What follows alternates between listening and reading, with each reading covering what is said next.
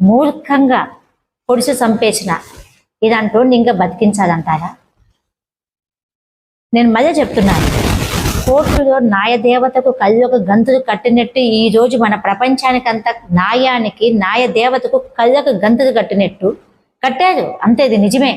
ఎందుకంటే ఇంత పాపం చేసిన ఇంకా బతికించేలా చేసి ఇంకా వాడికి ఇంకా ఎటువంటి శిక్ష వేయకుండా హెల్త్ బాగలేదు, అది బాగలేదు అని చెప్పేసి ఇంకా హాస్పిటల్కి తిరుగుతూ వాడికి డబ్బులు ఖర్చు పెడుతున్నాడంటే ఇది ఒక టైం పాస్ అయిన వ్యవహారం. నేనైతే ఒకటే నిజం నేను చెప్తున్నా, అలాంటోడు బ్రతికి ఉండడం వ్యర్థం. అలాంటోడిని స్పాట్లో చంపేస్తేనే ఇంకొకరికైనా తప్పు చేసేవాడికి భయం పుడుతుంది. ఆలోచించండి ఒకసారి. ఇంకా టైం పాస్ చేయకండి. నేను గవర్నమెంట్ని అడుగుతున్నా, తప్పు చేసేటోడికి స్పాట్గా శిక్షించండి. లేకపోతే ఈరోజు ప్రజలే తన చేతిలోకి తీసుకోవాల్సింది వస్తుంది. ఏదైనా కూడా మంచి కానీ చెడ్డ కానీ గవర్నమెంట్